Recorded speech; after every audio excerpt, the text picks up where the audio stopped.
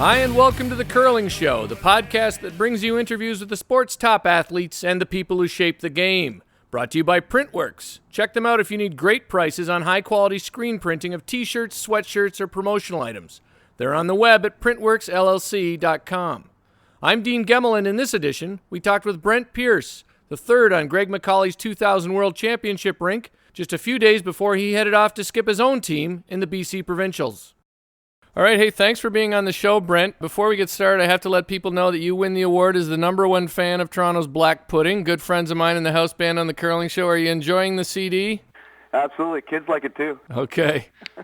Hey, you know, most curling fans probably remember you as the very intense third on Greg McCauley's team that won the Brier and the Worlds in 2000. What they may not know is that even your emails are intense. We've traded some before this interview, and I think you may have set a record for the use of exclamation marks, 20 in one of them. Dude, how many cups of coffee do you drink in a day? A couple cups in the morning to get me going, that's all. And that's all it takes. That is unbelievable, because you're wired all the time, I think. But anyways, hey, let's talk about your team this year for a minute. You guys didn't play a big schedule this year. You stuck fairly close to home. You did qualify at the Best Western Wayside Inn Classic in Lloydminster, but not any other events. And you had a lineup change this year, but now you're through to the Provincials in Chilliwack. So what's this season been like for you? Well, Dean, it's been pretty up and down. We had to make a change after a couple of spiels with our second that was on our team at the start of the season, and for some personal reasons and such. So it was one of these things that ended up not being able to be helped. And we tried a couple people out and ended up with Andrew Paul to play lead, and I moved my lead up to second, which is Trevor McGregor. And then that team played in Lloyd, and then we went to Red Deer, which is not a WCT event. We qualified there as well. We semifinaled in Lloyd and lost to Mark Johnson. So we had a really, really good run in Lloyd, played very, very well there, and easily could have won the tournament, had one bad end in the 8th end against Mark Johnson, and that was the end of the tournament for us. But it was a good one, though. So in Lloyd, you had the team that you're taking to Provincials? Yes. Okay. A lot of controversy on the web about your team and a lot of chatter about it, so I wanted to clear up the lineup change. Just personality conflicts? No, not really. No, there was just some personal stuff that on the part of our former teammate Will House there that came into play that just are kind of private. So okay, we'll keep it there then. Hey, I haven't seen your team play a whole lot this year, but I hear your current rink is a little bit like the Battling Park brothers on the ice. Is that true? I don't know about that.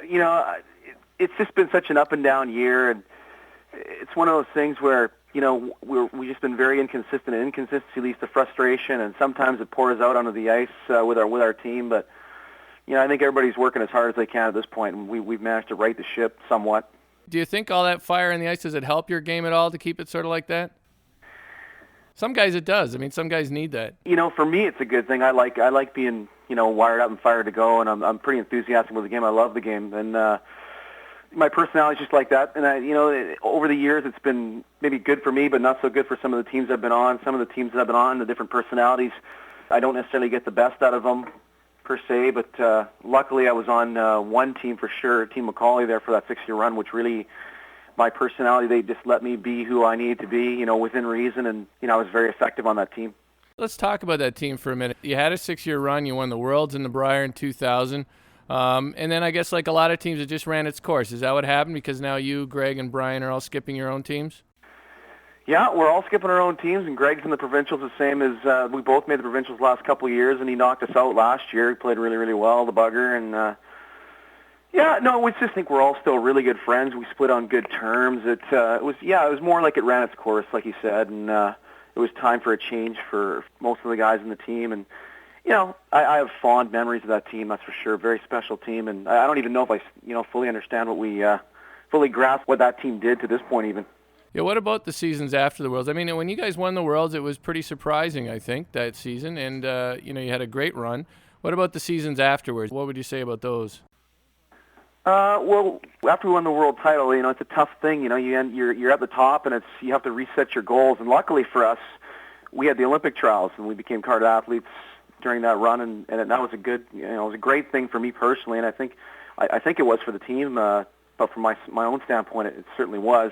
But you know, complacency is something that I think crept into our team a little bit. You know, you reach the pinnacle of the sport for a while, and it's tough once you get there because everybody's kind of gunning for you. You got a target in your back, and it is tough to maintain that level. I mean, you know, there's so few teams that that are able to stick together for years and years and maintain that level. I think everybody just wears each other out after a while. Yeah, well, I was sitting on the plane flying home from Glasgow, and I was sitting beside my good buddy Brian Mickey, and I said to him, I said, "Can I tell you something?" He said, "Sure," and I said, "I'm concerned about something." And we were just heading on the plane home from the Worlds. He says, "Go ahead." I said, "I'm concerned about complacency." And that was on the way home from the Worlds. So, I mean, I was already thinking about other things. I was luckily in the Brier final against Russ there, that night before the final, I managed to not think about all that was on the line. I tried to keep it in perspective and, take it one shot at a time in that final, managed to pull it off. But after it was over, dreams that I never even thought, never really gave thought to came true, right? As far as I never really thought too much about the Worlds. I was more of a, Brier's it for me, and I wanted to go to the Brier and have a shot at have a decent shot at winning the Brier at some point in time in my career. And all of a sudden now we're going to the Worlds to represent Canada, and then we, at the same time became card athletes and had, we're one of 10 teams that had a shot at going to Salt Lake City. So it was pretty overwhelming at that point. If you were on the plane home from the Worlds after winning and you were worried about complacency, you were the most intense guy in that team. I'm going to give you that. I don't think there's any question about that. I'll bet Brian shuddered when you said you wanted to say something. I don't think he knew I was going to say that, but, I've been curling with Brian ever since I started, so it's probably 25 years or so that I've been around that guy. He probably is my best friend, and, we know each other very well, so he may have been a little bit surprised at that. He probably didn't really want to hear it at that point in time, but I just, I never hold back telling him how I feel, right? And I don't think he holds back telling me how he feels either, so. All right. Hey, last question. We had Kevin McKenzie on our show last show, and if I'm not careful, I'm going to have to start calling this thing the BC Curling Show pretty soon. But I talked to him about the current BC Playdown process.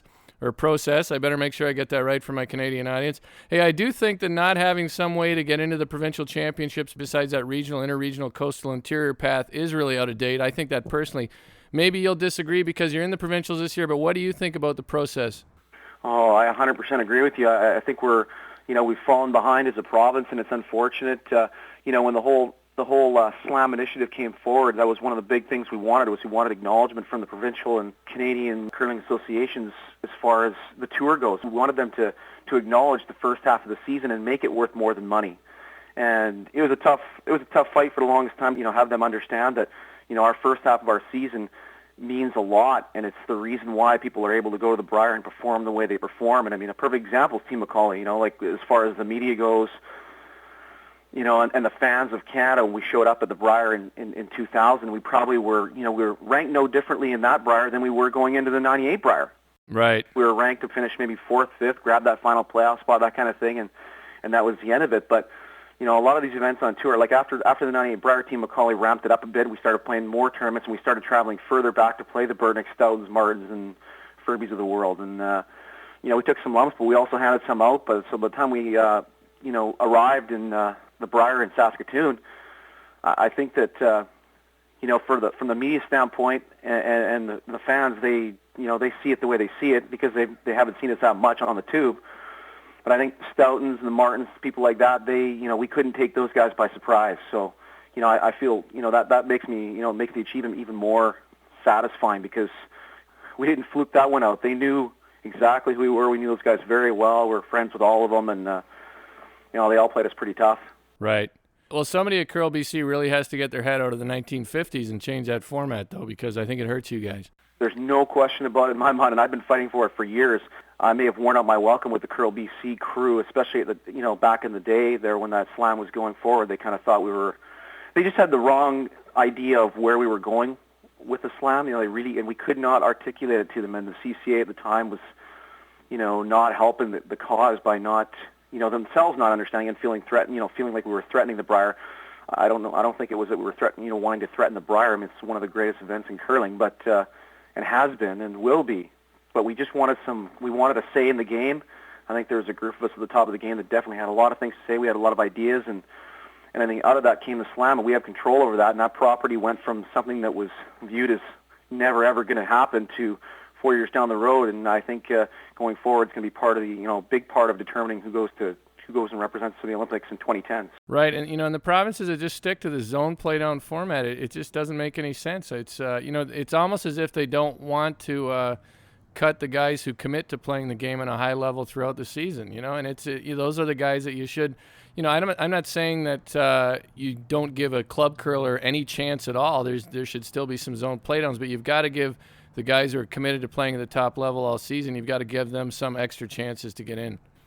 I don't even know if it's about an extra chance. Yeah, it's not an extra chance, just another way to get in. I mean, when it first came out, Dean, it was in my own travels. I traveled to Saskatchewan to talk to their association about it on behalf of the WCPA. I also traveled to Edmonton and attended meetings there to talk about it as well, and I was pretty vocal on it, and I'm pretty outspoken about it.